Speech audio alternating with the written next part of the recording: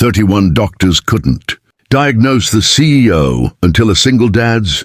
Triplets asked one question. Marcus Hale had built an empire from nothing. At 52, he sat at the top of a billion-dollar tech company, wore custom suits that cost more than most people's monthly rent, and had a corner office on the 38th floor, with a view of the entire city stretching out beneath him, like a map of everything he had conquered. If you believe in kindness, second chances, and the power of small moments to change lives, please like, comment, share, and subscribe to Kindness True Stories. Also, tell us in the comments where in the world are you watching from. But for 14 months, his body had been quietly falling apart in ways that no one could explain. It started with exhaustion, the kind that sleep could not fix. Then came the tremors in his hands, subtle at first, barely noticeable during board meetings, if he pressed his palms flat against the mahogany table. Then the episodes began.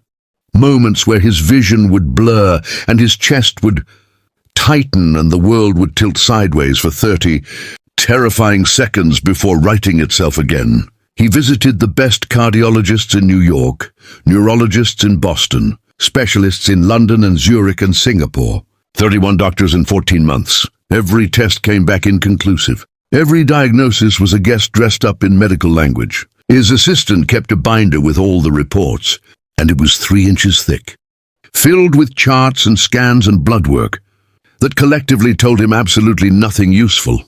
Marcus had stopped believing anyone could help him. He had started writing his will. On a Tuesday afternoon in October, his driver took a different route due to a traffic accident on 5th Avenue and passed through a neighborhood Marcus had never visited before, a quiet residential street lined with old oak, trees and small houses with handmade signs in the windows. One sign caught his eye. Simple black letters on white. Cardboard taped to the inside of a front window that read, Dr. Elijah Carter, General Practice. Walk-ins welcome. Marcus almost laughed.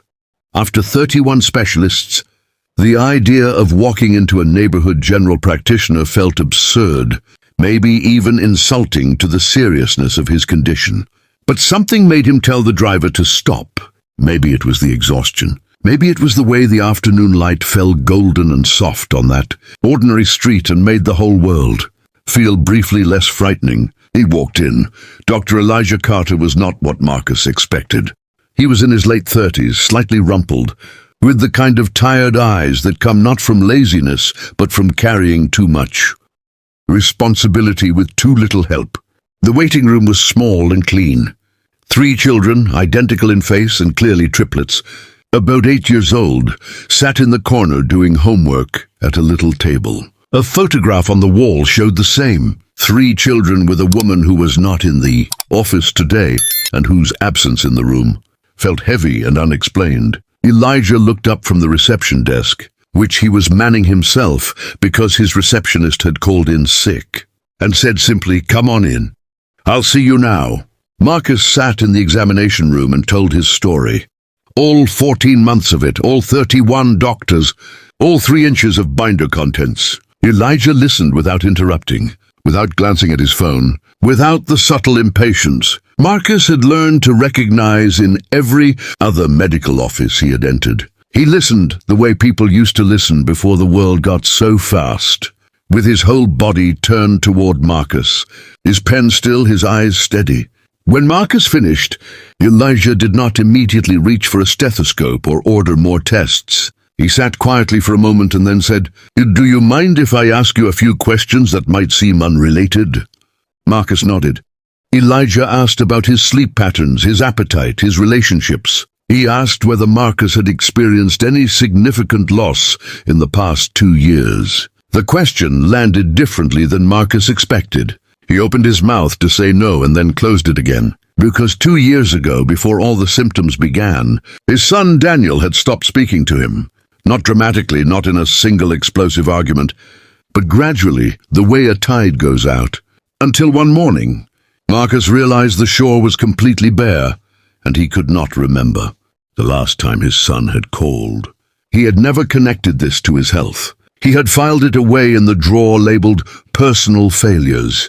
and locked it and tried never to open it, because inside that drawer was also his divorce. 15 years ago, and the missed school plays and the business, trips that always seemed more urgent than the things they replaced. He told Elijah none of this out loud, but something must have shown on his face, because at that moment the door opened a crack, and one of the triplets poked her head in, the smallest one with 2 braids and a pencil tucked behind her ear, and she looked at Marcus with the clear, unfiltered vision that only children possess and said, "Mister, are you sad about something you never said sorry for?" The room went absolutely still. Elijah gently told his daughter to go back to her homework, but the question stayed in the air like a note struck on a piano, resonating long after the finger lifts from the key. Marcus felt something crack open in his chest, not painfully, but the way a window cracks open to let in air that has been shut out for too long. He sat in that small examination room on that ordinary Tuesday afternoon, and for the first time in 2 years he cried quietly without drama, the way men cry when they have held something too long and their arms finally give out.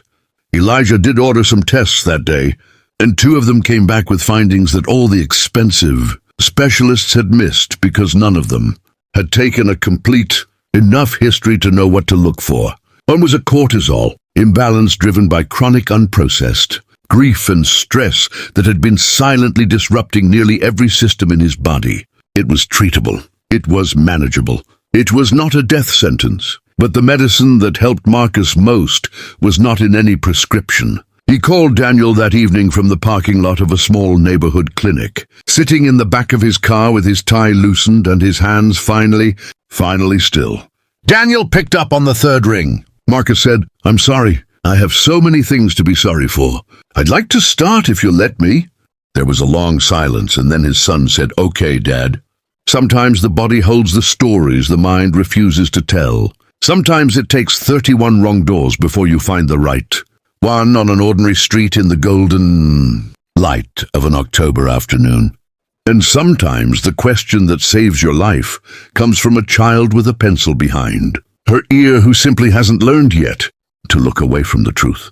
If this story touched your heart, please show your love and support by liking, sharing, and subscribing to our channel Kindness True Stories, where every story is a reminder that humanity, compassion, and connection are the greatest healers of all. Your support keeps these stories alive and helps them reach someone who might need them today.